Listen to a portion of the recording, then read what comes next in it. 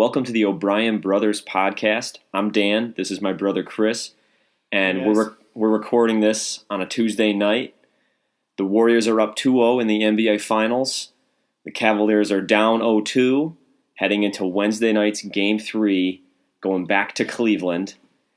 It's been impressive how dominant the Warriors have been, and it's been scary how bad the Cavaliers have looked.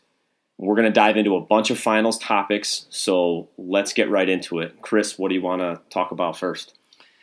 Well, yeah, let's talk about how the Warriors have been doing so well. I don't think anybody really expected them to take both. Well, maybe people expected them to take both in Golden State, I guess. Probably a lot of people, actually. But as dominantly as they have, what do you think the most surprising aspect is of the Warriors' dominant start so far? To me, the most surprising aspect of these first two games is how much the Cavaliers have looked discombobulated on defense.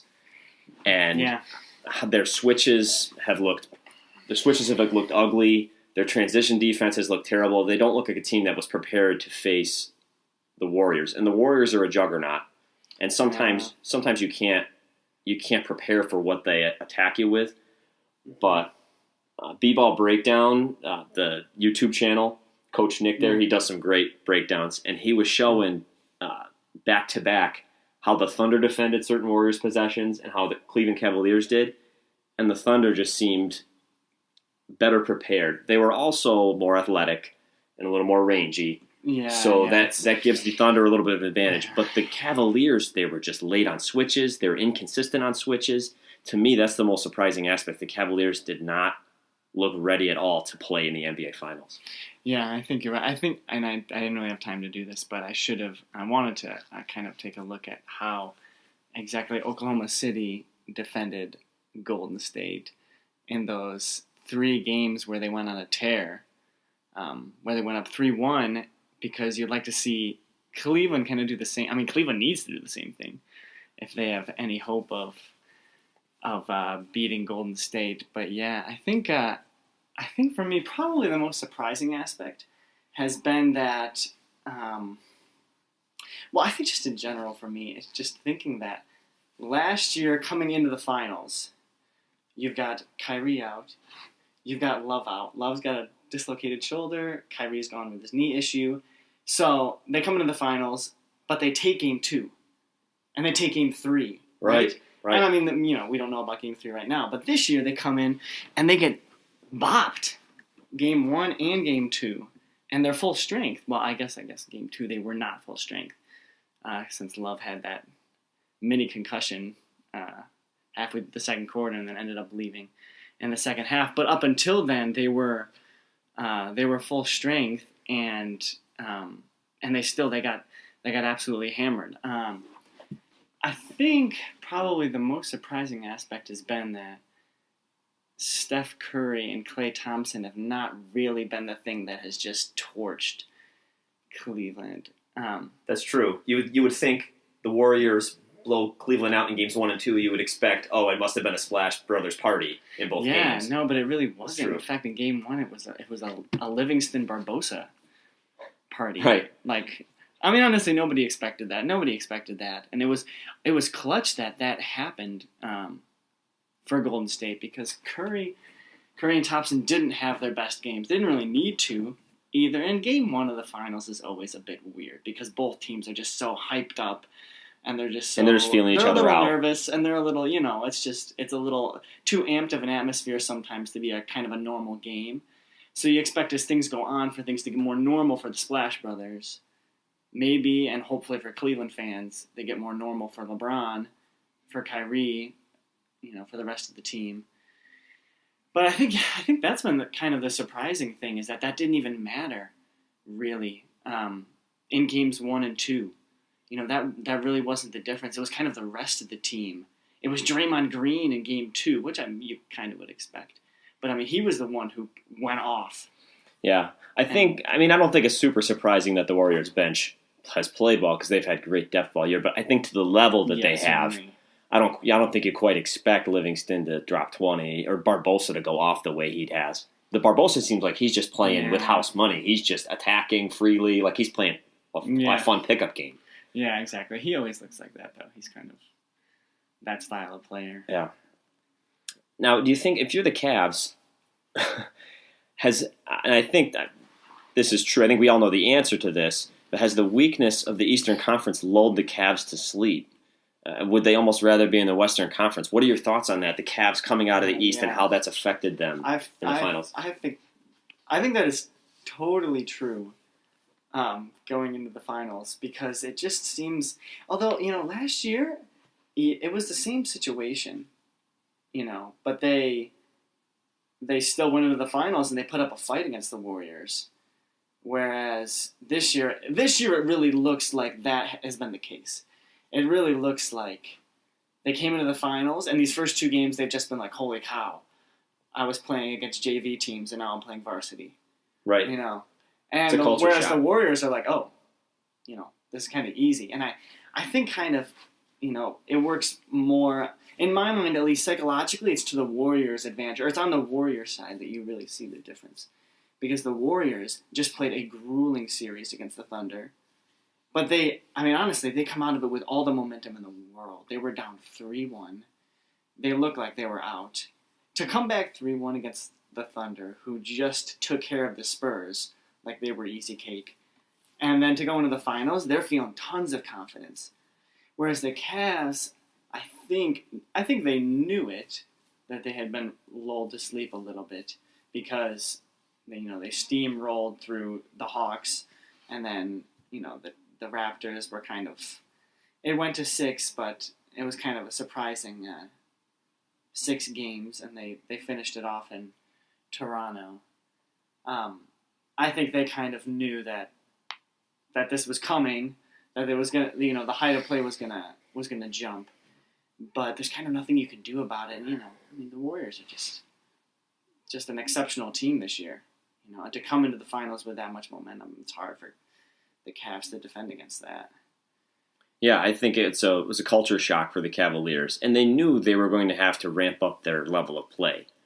They knew that the Raptors weren't going to prepare them for the Warriors, but judging from what we saw on the court, it almost seemed like they didn't try to ramp up their defense.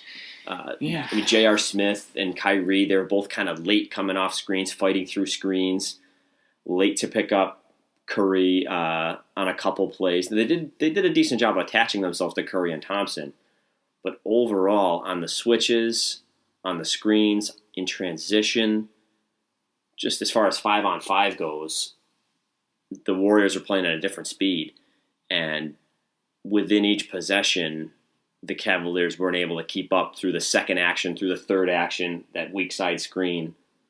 All of a sudden, someone would get lost. Barnes would get lost on a backdoor cut. Yeah. I think Barnes had a nice slip screen at one point. Draymond got free. Festus Ezeli got free. And I don't think this is, correct me if I'm wrong here, I don't think the Cavaliers are 20 or 30 points worse than the Warriors, even though they lost by a bunch in the regular season, and they've lost by 15, and then they lost by 33 in Game 2. I don't think it's a talent issue where they're 20 or 30 points worth from a talent when you're looking at the roster. Not. They're really not. And it's not a talent issue. This is a fit, a chemistry, and how the five play together. Yeah. If they were playing like they were playing, if they were shooting threes like they were shooting threes against Atlanta, for instance, then this would be a series. They would have split it in Golden State. And they didn't. They're not shooting like they were against the Hawks. Granted, that is something. How many threes have the Cavaliers hit in each game? How many did they hit in Game 1 and Game 2? Let's see if I can pull it up here. In Game 1, the Cavaliers hit 7. They were 7 for 21 from 3. Yeah, which is the same as Golden State. Golden State had the same percentage. So honestly, it wasn't the 3-point shooting that was the difference in Game 1. No, not quite. No. It was the bench play. And then in Game 2, the Cavs go 5 for 23. And their quality of looks has gone down because the Warriors are rangy. They're so interchangeable on defense. Every player on the floor is almost every player in the rotation is a plus defender. Not quite everyone, but almost everyone in the rotation is a plus. Yeah. And Curry, a lot has been talked about Curry's defense during these playoffs. Is he actually good, or do they hide him on the worst players? When you watch the tape, he's a tough cookie, and he's not easy to get around. He's physical, and then when you factor in Thompson, Livingston's length, Iguodala's done a great job on LeBron, done a tremendous job on LeBron again, just after doing a real solid job on Kevin Durant. I don't know how Cleveland gets better looks from three, but they need to find a way.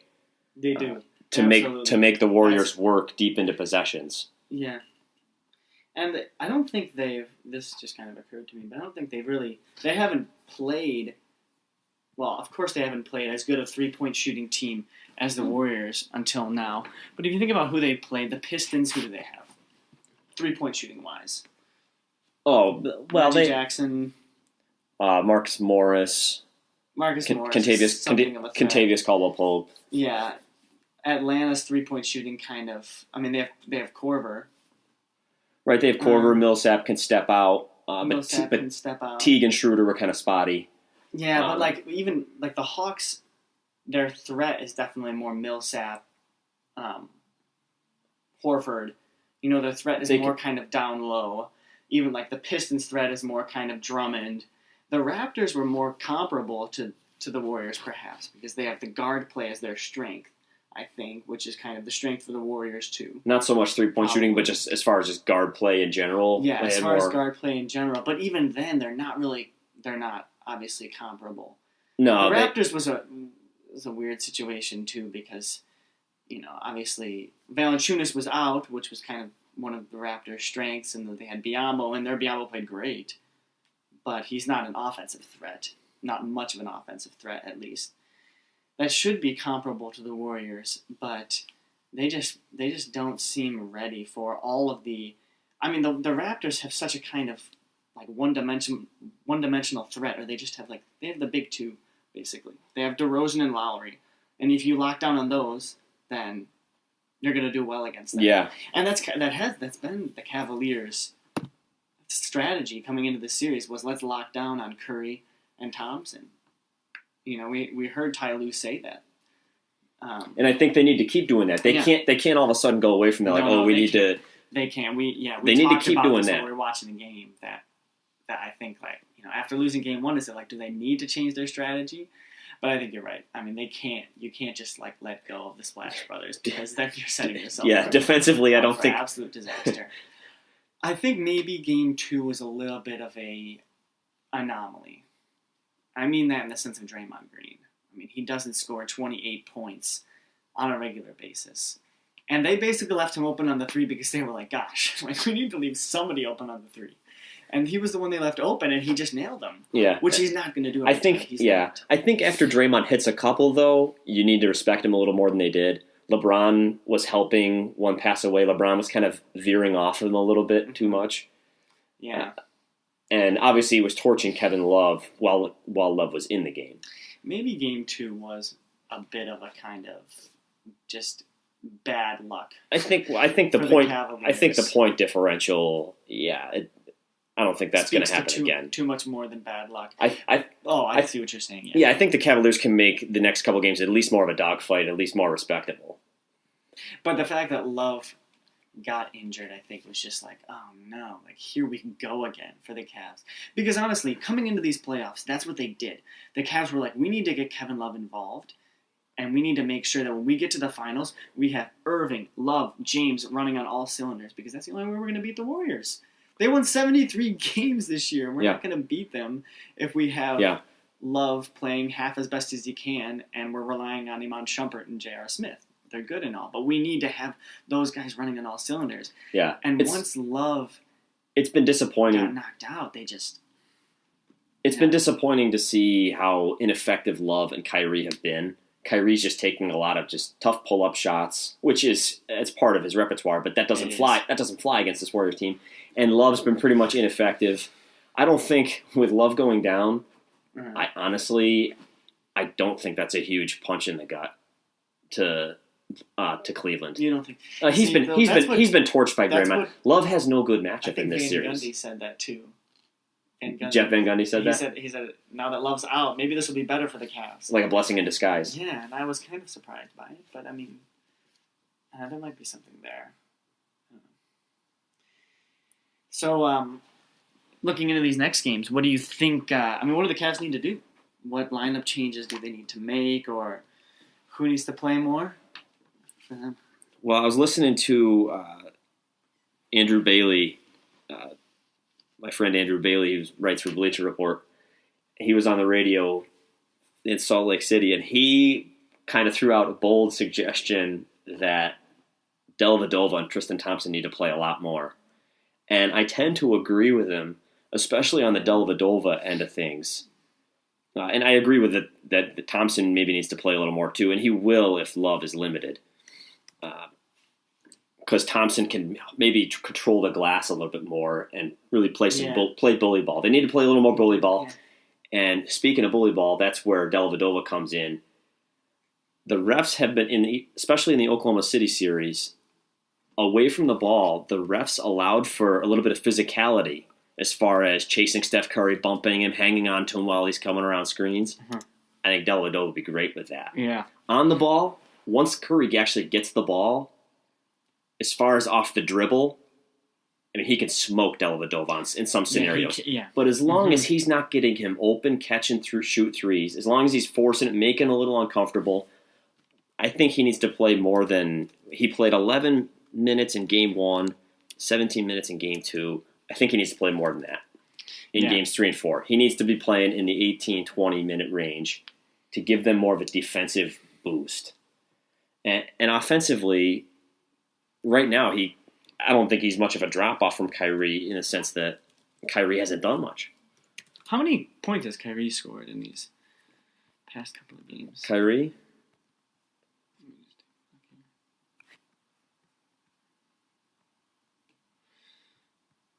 Oh, he had 26 in game 2. Kyrie in game 1, I'm sorry. 26 in game 1. Kyrie had 26 in game 1. How many do you have in game 2? Let me see here. Just 10. 10 points on 5 of 14 shooting. Honestly, he needs to do that. I mean, Kyrie took 14 shots and scored 10 points. Yeah. You need more than that from him. He needs to do a lot better than that. I was really impressed with Irving earlier in the playoffs, before the finals. I guess especially in this last series against the Raptors. He smoked the Raptors. He was all over the place. He was making every single one of his jump shots. I was really impressed with him. I guess I didn't really key on him much during the regular season, but in the playoffs, he's been phenomenal. I feel bad for him because right now, I mean, who feels bad? He was out of the playoffs last year, or out of the finals last year. Dellavedova was kind of the hero of the Cavs. Right. When they went on their little 2-1 He became like a cult hero. Yeah, exactly. He became... So, honestly, if you're Irving, you know that you are the better player.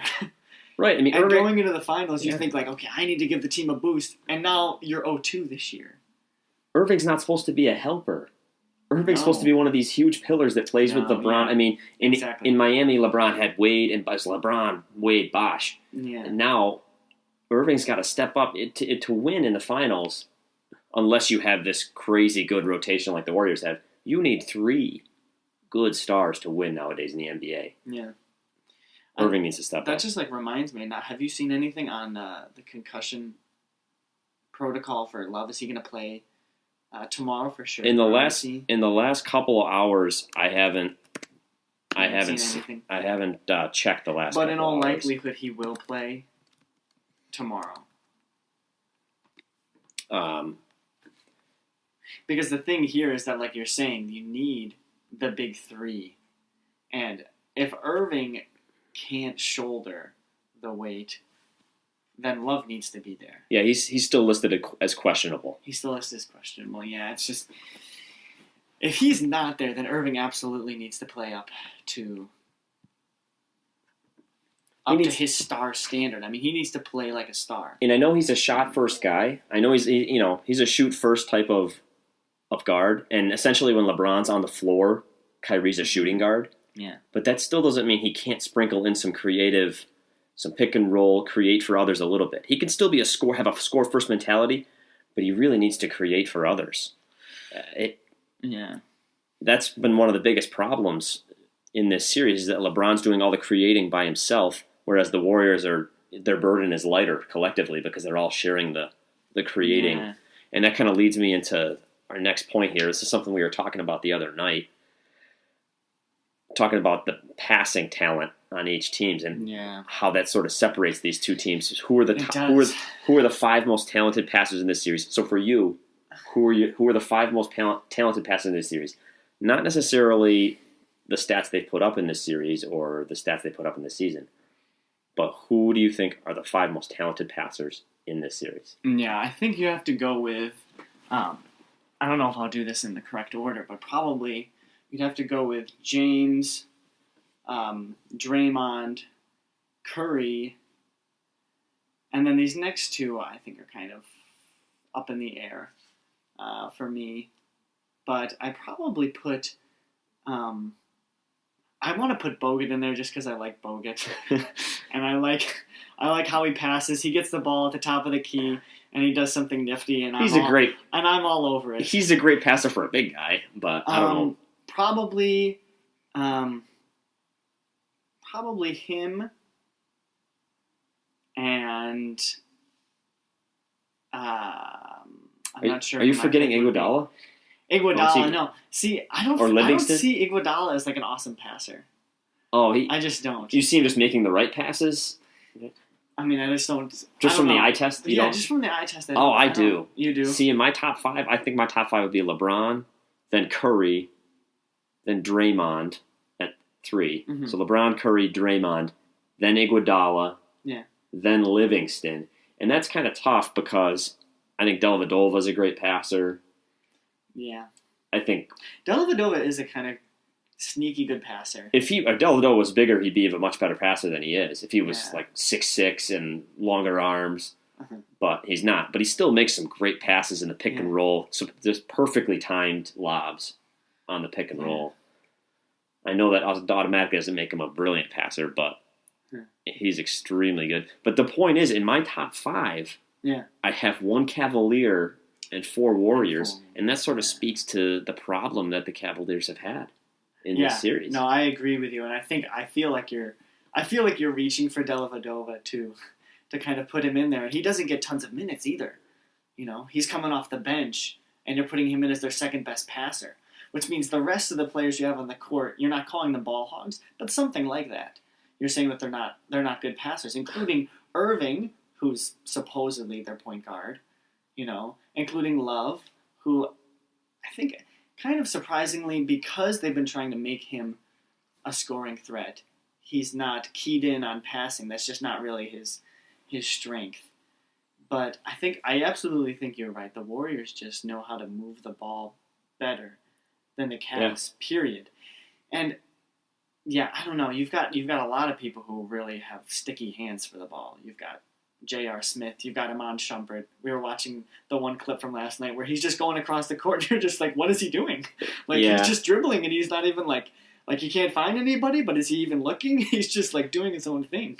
Right, yeah. And a lot of these guys just aren't really known as passers. Yeah, and Irving is obviously a very good scorer. They've had, and now Love, when Love's healthy, Love's a great passer. Love's in that conversation for sure. He is. I think he has the mind for it. I think on the Cavs that hasn't really been his focus.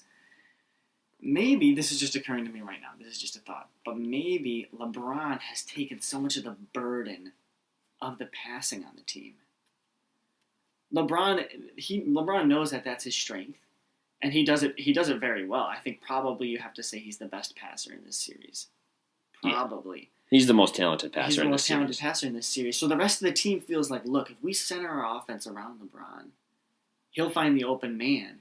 And as long as we hit our shots, J.R. Smith, Kyrie Irving, Kevin Love, Channing Frye, then we'll be good. And they have been, too.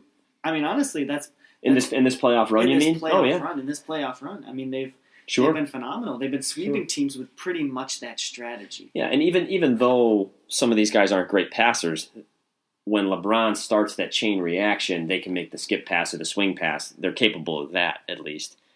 But when you're talking about LeBron being really the only creator in this series, the only person to really create opportunities for others, it kind of leads me to the discussion of LeBron and just a point I wanted to make. A lot of people are starting to give a LeBron kind of a pass in this series. Like, look at him, like woe is LeBron. Look at him. He's the only one who can make things happen out there. He's just by himself out there. He's the only one who's always healthy. and I just want to say that's partially true. His teammates have definitely not picked up their end of the deal. Yeah. But LeBron should not get a pass here. As far as LeBron shouldn't go without criticism. He had a bunch of turnovers. Let me check quick here. I think he had 7 turnovers, again, as partially due to the usage. His defense, a couple times he was caught in the middle of the paint, and he didn't know where he was supposed to go. And a couple times he's called out switches, but he's calling them out almost too late. Mm-hmm. He's calling out these switches late. Yeah. And then from a bigger picture standpoint, I think LeBron doesn't get a pass. You can't really feel too sorry for LeBron because he's the one who went back to Cleveland, and he's the one who, one way or another, leveraged his way into shaping the roster this way. Yeah, no, absolutely. He wanted to go back to Kyrie. I'm sure he helped leverage the Love trade. Yeah. And even putting pressure on, the Cavs to get Tristan Thompson back. Yeah. No, you're absolutely right. I think he did. He has a huge say in the lineup, so you can't blame it even on the personnel because he's the one who orchestrated I don't like playing the blame game, especially halfway through a series, but I also don't want to give LeBron a free pass. Yeah, no, you really can't. Remember we were watching that one, I think it was in game 2, first quarter, I believe. There was one play where Iguodala goes to the corner of the court. LeBron's on Iguodala. They do a pick and roll up top of the key with Curry, and LeBron just kind of shades off Iguodala, and he does this too, because LeBron loves to steal the ball. He loves to kind of maul off his man and make the awesome steal. Make and it calculated, dunk, right? Yeah. And he did this, but Curry was all over it, and Iguodala just kind of slides to the basket. Curry hits him. And when we watched it, it was like LeBron, he slipped off of Iguodala, just kind of shaded off of him, and then he was in no man's land. It was like they were playing zone, and he didn't even know what part of the zone he was in. Right. And then Iguodala's under the basket, and it was way too easy. Honestly, against a lesser team, he can afford to do that. You can afford to leave one guy open. Maybe that team doesn't find the open man, the obvious open man, like the Warriors probably always will. But in this case, he can't do that. The Warriors don't have a guy on their team who is no offensive threat, the guy who doesn't know how to find the open space, and who they're not going to look for. Like you're saying, the Warriors have too many good passers. If the ball is in the hands of either Curry or Draymond or Bogut or Iguodala, they're going to find the open man. And LeBron can't afford to just shade off at anybody for that. Yeah, I think a little more Dellavedova, a little more Tristan Thompson could be a good thing for them defensively, and then especially Thompson on the glass. I think they just need to be more. They need to talk better on defense. They need to be more attached. They need to stay. They need to be more attached on the switches. They need to watch film of how the Thunder did their switches against the Warriors, and do their best impression of the Thunder. Yeah, I think the Thunder's great strength. This is kind of going off, but the Thunder's great strength in that series was just that they were so dominant down low. The Warriors kind of didn't know what had hit them against Adams and Kanter, and they knew that going into the series too. They knew this is going to be the Thunder's strength, and what's going to give the Warriors issue, and it absolutely did. I think it was kind of a key moment on Sunday night when Bogut came in the first quarter, and Bogut just dominated. Everybody saw it. It was like, whoa, they need to get Mozgov in there. He owned the paint, yeah. He did, and then there was the one key play where there was the putbacks that Draymond ended up putting in, but Bogut kept it alive, and then Draymond puts it in. And at that point, you're just like, gosh, the Warriors have them handled down low. We know up top with Curry and Thompson, it's only a matter of time. So, what are the Cavs going to do? Right. They're in trouble. Unless the Cavs get hot from deep, honestly, that's kind of the only way that they're going to stay in it. Or LeBron goes off. So, what's your prediction for how this series plays out? Do you think the Cavs even win a game? So we're asking, do you think this is a sweep or not a sweep? Yeah. Is that what we're asking? Kind of unbelievable at this stage that we're asking that, because honestly I expected them to split it in Golden State. But at this point, I thought this was going to be a much better series. I thought this was going to Yeah, be no, before the series. I said Warriors in 6.